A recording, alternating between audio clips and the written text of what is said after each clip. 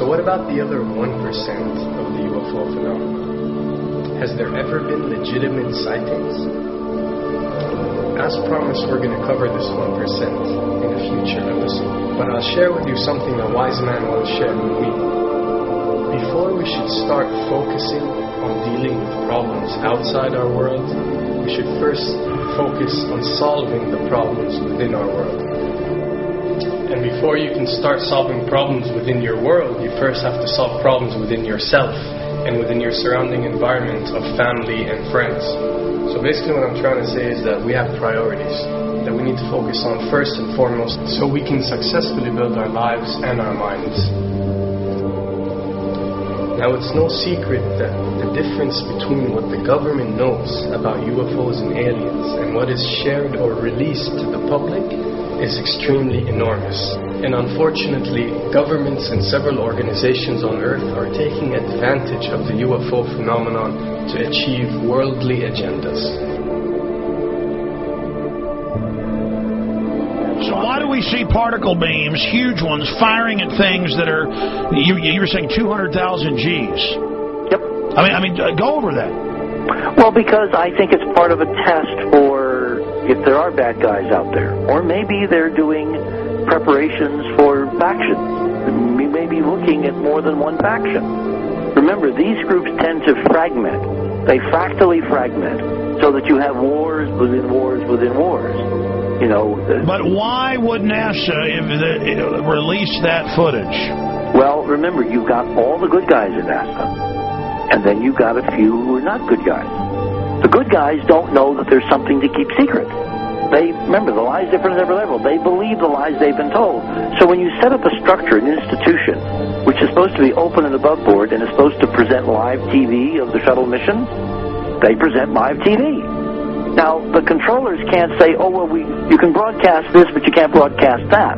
Because the honest guys will then say, sure. Well, why can't we broadcast that? People always say if this was happening, it would come out, and it is coming out. Well, I mean, I agree with you. When you've got the Catholic Church saying we need to love the aliens, they're our brothers, when you've got every major denomination saying it, when you've got all the movies, and you've got, in the 80s, huge programs at the Olympics with aliens landing, fake aliens, and you've got huge things the size of 3 football fields floating over Dallas, and stuff all over the place. Something's going on, and then I read government documents about fake extraterrestrial landings. Any of this. Why? I mean, you believe it's fake. Remember Operation Northwoods? Yes. Okay. Or we can go to the, September 11th. Governments do huge, big things to sway populations at key nodal points in history. They love hoaxes. Yeah, well, it's manufactured history is what it is. We are building, all my UFO friends, I need to shake them because they're so, frankly, they're extremely naive, Alex. They really believe we're building toward disclosure. I believe we're building toward a mass, carefully manufactured, fake event where ETs, who are really humans, who are really part of this secret clique, who are probably Nazis, who have developed and perfected their technology from World War II, which is why you've got to get, Joseph on. They are going to basically fake out the world. And there's an incredible window on the Nazi black ops programs, the compartmentalized, incredible high-technology efforts that were being funded by the Nazi war machine, particularly toward the end of the war, in a desperate effort to win the war, and they fastened their hopes on several key technologies, some of which appear to be the control of gravity itself, which again is a separate piece of data from my work, which came at this from a hyperdimensional physics perspective. We know there's a lot of suppressed technology. 20 years after the B-2 bomber was already in service, they declassify it. So we have a lot of cases of that. We know there's a whole shadow government. This is technology in physics, Alex, that would make anything you think you know like a candle flame compared to a hydrogen bomb. This is a physics that literally allows you to rearrange time.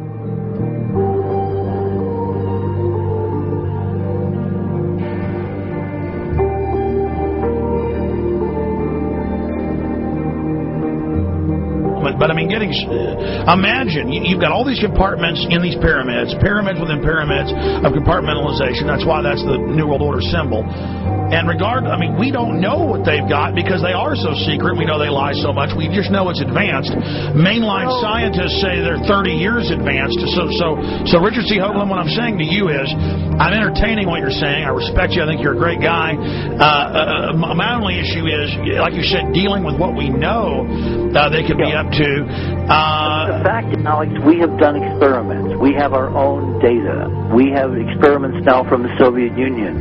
30, 40 years when the Iron Curtain came down, when Glasnost finally prevailed, a huge amount of stuff was declassified from the KGB as well. And we now have put this data together. We not only know what the physics is, we know what it can do, we know what it's based on, we know how to make it work. We've seen in our own experiments ample evidence. We've seen experiments across the American landscape and even in Europe that vindicate various parts of this. And the latest thing I'm working on, it looks like von Braun himself was deeply involved in some of this early physics experimentation, but they're keeping all the good stuff for themselves. The reason is that if we got access to the good stuff, if we got access to the technologies, the energy, we wouldn't be worried about $4, $5 a gallon gas or $10 a gallon gas. We would live like people are supposed to live, all 6 billion of us who could live lightly on the earth, Alex, with this technology. And live longer. Absolutely, and better, and you could live to 200-300 and have the virility of your 20s and 30s. There's extraordinary medical breakthroughs, there's extraordinary physics breakthroughs, technology breakthroughs, energy. It's all been kept away. Think about it. We're already on a planet hurtling through space, all these wonders around you, and you've been taught it's bizarre to question, and that's because there's so many kooks in the alternative movement who do talk about ridiculous, Hollywood-style green men, instead of really looking at the shadow government and all these crazy secret societies that are admittedly running NASA and the shadow government. Now, ladies and gentlemen, during this talk that I'm going to give you, I'm going to explain to you the history of this phenomenon, who the secret government really is, and I will name them by name, the beginning group, the study group. I will tell you who they are today. I'm going to tell you what this is all about. I'm going to tell you who's selling drugs to your children, and I'm going to tell you why the United States government is afraid for you to find out what the truth is regarding UFOs.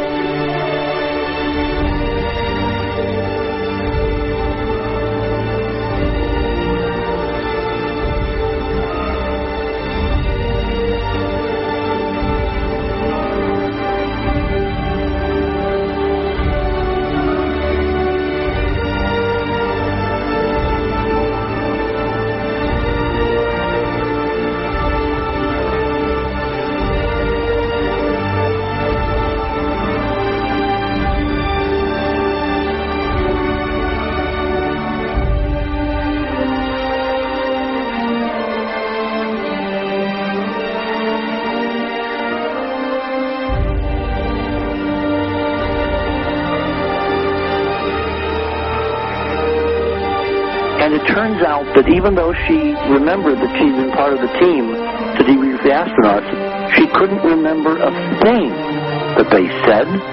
She couldn't remember why she no longer was working with NASA. She couldn't remember. In other words, her memory lapses were enormous, and I don't think they were feigned, because we now found the same pattern in all the flight crews. Because the awful truth, Alex, is they have been brainwashed. They have been mind-controlled. They have had a technology, a very sophisticated technology, which took away the real missions that they experienced.